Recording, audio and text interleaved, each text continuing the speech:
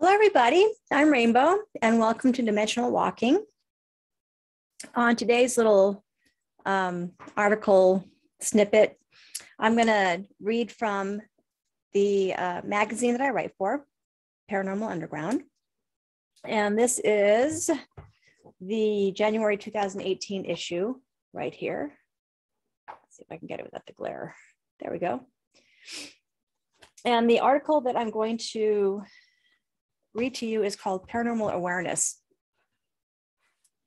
And one thing that in this that I think is really important is, and I actually talk about, is I have altars all around the house. And I love altars. That's one thing that I love about church, is I like the different altars whenever I go into various churches, when I go visit different locations. I always like the feeling in churches too. So I try to emulate that feeling in my home. And so I have an altar in my bedroom. I have altar walls. I have an altar wall in my other bedroom. In my Michael's and mine's office, I have a little altar up on my desk. And so I just think it's really important that in different locations that you have around your house is just let the spirits and let the angels know that, or your spirit guides know that you know that they're there. So if I light a candle or I do incense or whatever, it's just my way of letting them know that I know they're there and I'm thinking about them. I think it's okay to, even if you want, light a candle and just say, hi, how are you? It doesn't have to be for asking anything. It can just be, hey, I just want to say hi. Or if you light incense, it's just to say, hey, I just want to say hi. And I think that it's important for us to give them signs that we are aware that they're around. So I like to do that. So this article is called Paranormal Awareness, and let's get to it. Sometimes I listen to paranormal shows and often wonder what their impact on people is. What are the do's and don'ts of living in a haunted house? What are the signs that there is a problem? And when should a person get professional help? It's not easy living in a haunted home, or for that matter, experiencing the paranormal on a daily basis. It usually happens when we least expect it, which in a warped way is the paranormal's way of showing us it has a dark sense of humor. When I was in my early teens, I realized that there were some things I had to learn to survive even the slightest hint of anything paranormal. I just had to learn to deal with it. And that's kind of sad. So that's why, as I got older, I decided I was going to help people who were having problems, because I didn't want anybody going through what I went through. I was inundated with visitations, dark shadows, and voices, so much so that my sanity was affected. I didn't have any training or collective tools back then, so I did the best I could to feel safe. I thought I would write a few tips on what I learned throughout the years and how I got through some dark and tough times. This is obviously based on my own experiences, so I hope in some manner, large or small, the advice I give will help those in search of answers. And plus, you can also write me too. If you have any problems, Michael and I are here for you all.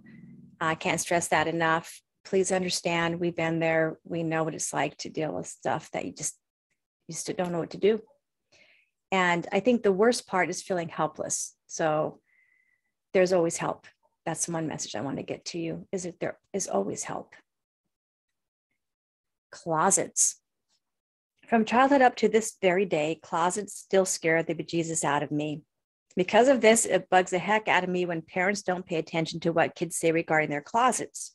This happened to me, but I think it was really more about my parents not wanting to deal with the fact that there really could be something in my closet. Who could blame them? And I have to stress this. I had great parents. They were wonderful. It wasn't that they didn't listen to me, but my mom was scared of her own shadow. And for my dad, if he didn't have to deal with it, then it didn't exist. And if he could just rationalize it in the best way he could, it didn't exist. That didn't help me because it still was there. So my parents did the best they could. And so as I got older, I just realized, well, hey, because I went through it, I could just help people who are going through this, just like I did. So Listen to your kids when they tell you there's something in the closet. That's all I have to say. The door would be shut and it would open on its own, but slowly with the horrid creaking sound filling the room. There were always rational explanations, but they didn't make sense. A closed door that doesn't usually open on its own isn't normal. Scary sounds from a closet are not normal. Things being messed with in a closet isn't normal. Something coming out of a closet definitely isn't normal. And a voice talking to you, above all, isn't normal. And those all happen to me. If any of these things I spoke of are part of a conversation you have had with your kids or family member, take heed. There definitely may be a problem. The real question is, why would a parent or anyone discount what a scared child or young adult tells them? Fear of the unknown is more likely. And throughout the years, I've talked to parents with children who have had these same scary incidences happen to them that happened to me. And they said the same thing, that it's like really scary to be dealing with something on the supernatural side, because you can always say something if another kid is being mean or there's a problem at school or whatever's happening. But when it comes to something invisible or something that you don't really, you don't know what to do with, that's on the paranormal side, it scares parents. So I totally understand, and there's no judgment here. I just want you to know that. I believed my daughter when she told me something was in her closet watching her. And what was worse, she then proceeded to tell me a voice told her to go to the closet. When she told me this, I immediately knew something was up. I mean, this was not a regular conversation I usually had with my 4-year-old. So first and foremost, believe what your kids and family members are telling you. Secondly, it's important to go and open the door, look around in the closet, and state you are aware it's in there. And I can't stress that enough. I made clear I knew it was there, not for her sake, but because that thing was watching and listening. So, and I had stuff like that happen to me when I was a kid. And this one thing wouldn't leave the closet. And I had to deal with it for 3 or 4 years. I hated opening up my closet to get my clothes out. I hated it, even in the daytime. So as a mama bear with my daughter, I let this thing know, oh, I knew it was there and it had hell to pay. So just make it clear, you know it's there. And that there's no, don't say it in fear, just say, I know you're there. And oh, it's not going to be fun from here on out. And it wasn't for this thing because I got rid of it. Claim the closet as part of your house and smudge the inside of it with sage. I would also light either frankincense and myrrh or dragon's blood incense in the bedroom. I would also place a piece of tiger eye, clear quartz, or selenite in the closet. I called my daughter's guardian angels into the room and asked them to watch over her. Last but not least, there were times when I would stay with my daughter as she fell asleep and I would watch vigilantly for any signs there might be something in the closet. My animal totem, the female grizzly, was ready to pounce on a moment's notice. And I want to add here, because I was writing this, I just, I couldn't go, I didn't want to go into too many details because I had a limit on my words. But I went and addressed it. I went in and I talked to it and I said, look, this isn't for you. This is my home. I'm mistress of my home and you're going to have to go. And I don't give it an option and I'm not nice about it. I make it very clear, whatever it is, that it has to go and that I am not afraid of it. I don't ask it to go in fear. And I cannot stress that enough to you. Do not ask something to leave when you're afraid of it, because it knows and it empowers it. And the more afraid you are, the more control it has.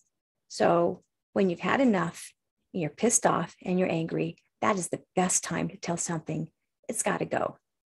And that's what I do in any of the homes that I've had that were haunted, or if I go in and work with people, I tell them, take back their home, stand your ground to these things.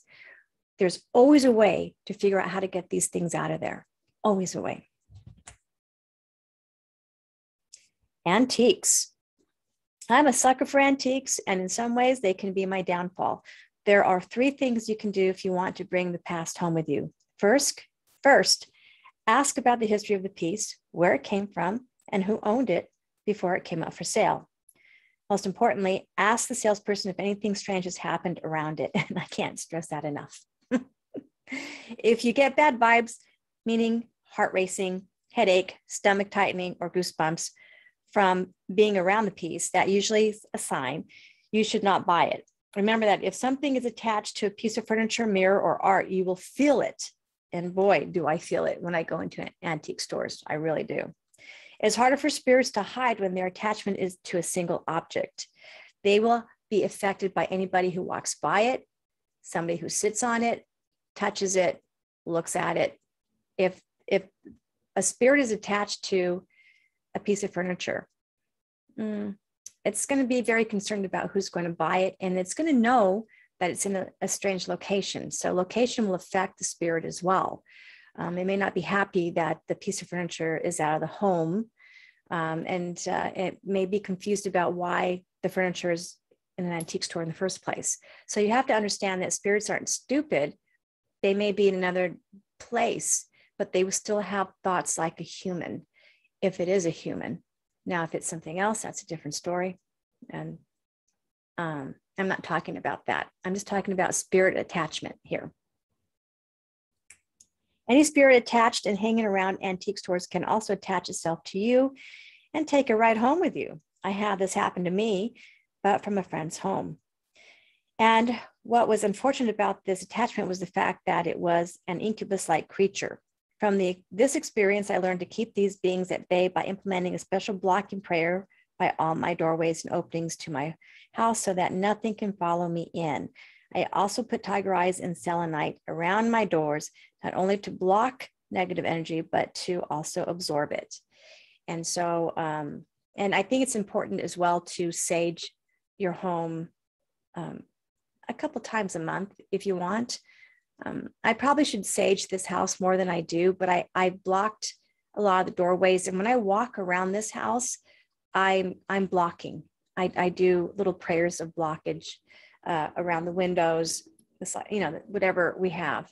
So I think it's important to just keep your house safe on a spiritual level, not just, by locking your doors, keeping whoever is outside from coming in.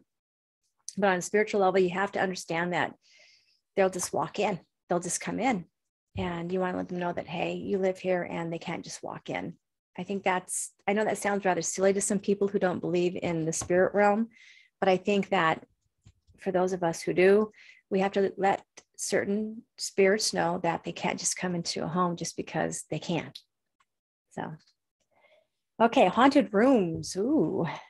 I lived in a haunted house in my early 20s. It was stressful, so much so that I left 6 months early from my year lease. I didn't care about the money I lost because I was more concerned about losing my sanity and soul.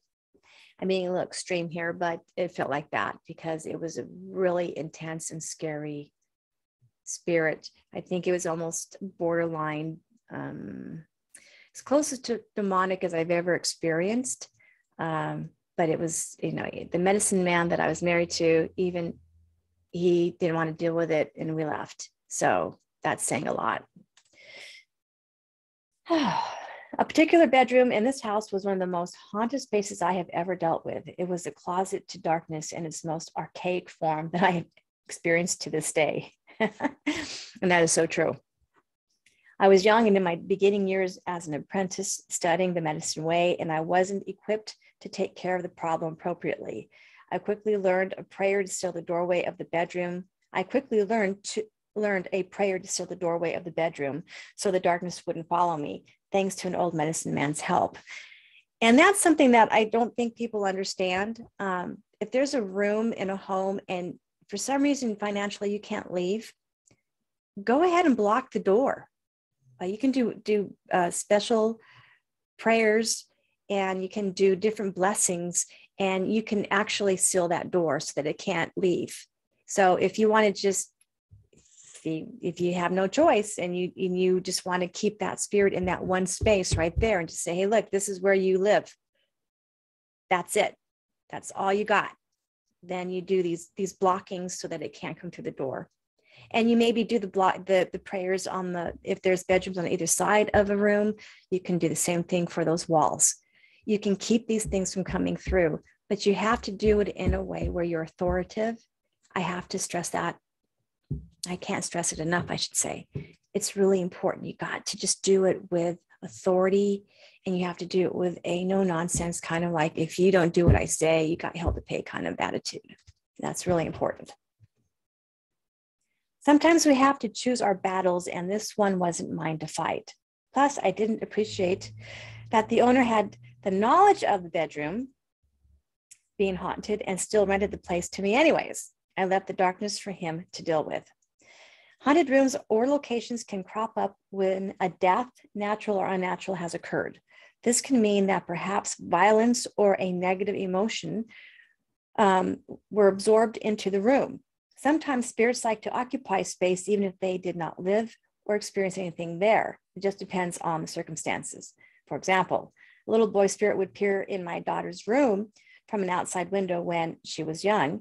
He didn't have anything to do with the house we were living in, but was more attracted to my daughter playing in her room. He wanted her to invite him in. I made it clear there would be no uninvited spirit playmates in the house. And so she came over to me and asked me, can I invite this little boy in to play? And I said, well, what little boy? She said, the one looking, into my room. And I had her blinds up a little bit and it was dark. And I'm like, oh, that's creepy. And so I said, what little boy? And she's pointing to the window and she said, that little boy. And she could see him and I couldn't see him. And I'm like, oh, okay. So I closed the blind and I walked out to the side of the house to where her window was. And I had a little talk with the little boy, told him he couldn't come in and play, that he had to go. So sometimes you have to do stuff like that. It sounds a little crazy and it may sound a little insane, but the little boy never came in and she never talked about him again. So I know he went on his way. Clearing a haunted room isn't that easy. As a homeowner, it's important to state it's your house, and that includes those spaces that are a part of your house that are compromised. I have always had an altar in my bedroom anywhere I lived. It's the one thing that I think people should do in their homes. As a matter of fact, I have different altars in various rooms. Once the altars are set up, I then make it clear that my guardian angels and spirit guides are invited in, besides friendly contacts, but all the others with negative intentions are not welcome. I call them unwanted squatters. If they don't like it, I ask my guardian angels to take care of any problems. The important thing here is to know without a shadow of a doubt that your guardian angels or whatever you feel protects you will take care of these beings or spirits. If you doubt this, you take away their ability to get rid of the unwanted guests. So just remember, you compromise whatever you're asking to help you. If you don't believe that they can help you, you're already compromising the end result of it.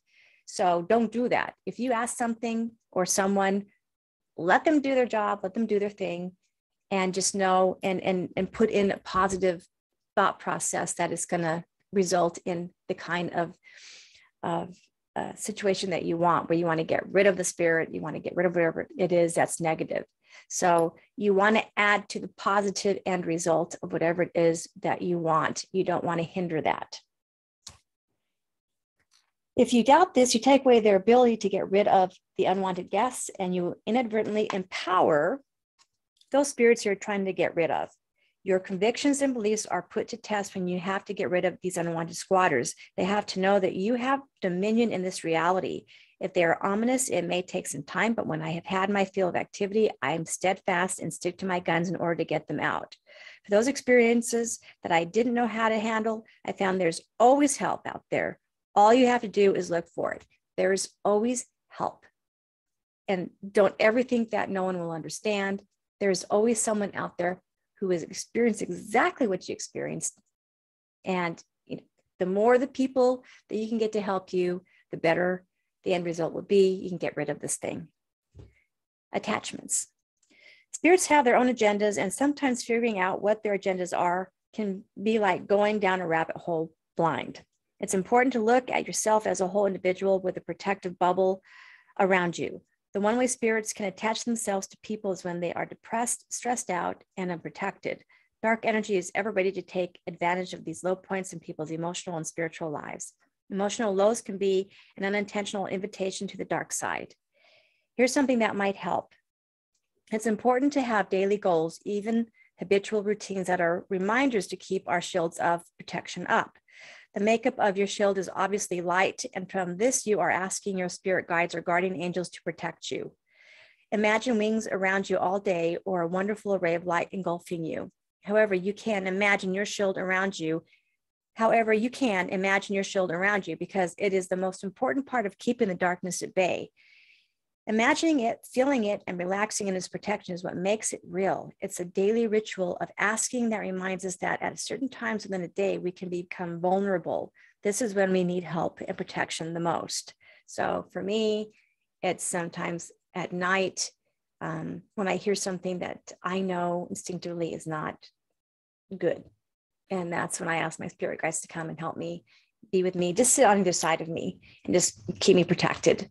So however you want to do it, ask for help and help will come. Dark shadows. Every so often in the various houses I've lived in, I have seen dark shadows. I didn't always see them as something that was a part of the house because I saw them outside as well. I think they are beings from other dimensions who are fascinated with our energy. I think our vibrations of emotional highs and lows attract the attention of these creatures. Whatever appearance we see them in doesn't really matter because they all seem to show themselves in whatever image gets the worst scare out of us. I've seen black blobs, shadows of men in military uniforms, tall and short figures of people, spiders, and the list goes on. Whenever I see them, I say out loud, I see you. So as long as they know I can see them, that's the beginning of ending the problem. Once you address it, that's the beginning. This helps me be proactive and at times has worked in making them leave. For some reason, I found they don't like it when you can see them. I can't say in all cases that if you let them know you see them, that they will leave, but at least it puts you on an even keel with whatever is looking at you. It's called a standoff. Awareness is key. Paralysis. This is weird. This is a weird one because I have woken up on my stomach totally paralyzed except for my eyes. It's terrifying to be able to look around a room and not be able to move a muscle. I have also had a strange dark figure try to pull me off the bed a few times while I was paralyzed. I've had difficulty trying to speak, or should I say scream. If I focus on my vocal cords and try really hard to get them to work, I can usually make a squeaky sound and then I can get it louder from there. If you can stay focused on your body and not on what's going on around you, it helps. It's important to try to get a mind over matter focus so that you can go to the sanctuary within you that is your source of power. This is what I call the sanctuary of the soul where God presides. In my opinion, there's nothing more powerful than this place within a person. And if we can learn to focus on it, we usually can quickly free ourselves from the paralysis. I've been lucky with my training with medicine men and women who have shown me how to focus during times of stress. You have to slow down your breathing, feel your heart beating in your chest, calming it down so you can relax. Secondly, know that you are working from your mind and that what the mind tells the body to do, it does. It's a part of the reality of this dimension. Our mind is the pilot of our body. The soul is the energy source that fuels us, allowing us to break free. Focus on your inner sanctuary where your essence is most comfortable and at home. Between the two, mind and body, focus on easing yourself from the confines of the paralysis. By going within, we make it harder for paralysis and mind control to happen. There's a vast universe within us that most people never venture into only because they don't know it exists. Only we become familiar within ourselves, our inner light switch is always turned on. Let me re-say that because I said it wrong. Once we become familiar with within ourselves, our inner light switch is always turned on. So remember, you want to keep the light switch up. That means it's on. And if you see it down, just push it up and you'll be fine. As time has passed by, I have come to realize that knowing my relationship with the spirit world is as strong or weak as I make it.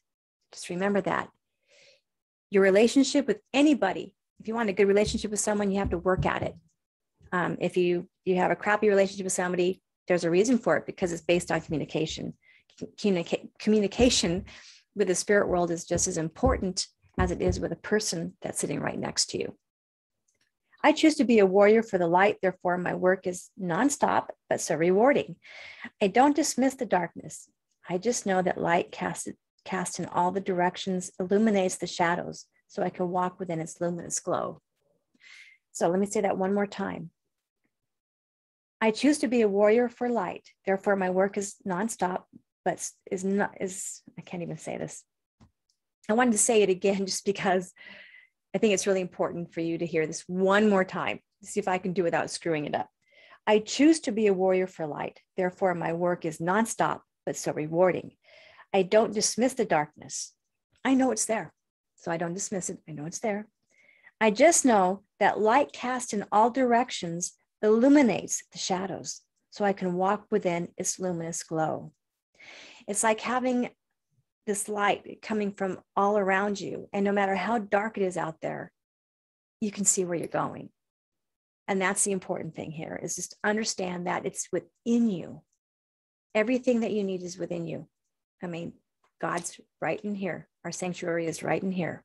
So the important thing to remember is, if you're ever in a spot where you're scared, something's coming at you, you think you're in a haunted house, you think something's attacking you, you think you're seeing something scary, you've got it in you to conquer this.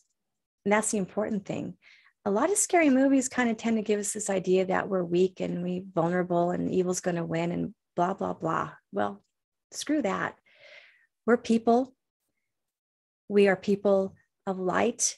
We are people of strength. We are people with high morals and characters. We live our lives knowing that as we get older, we are more experienced.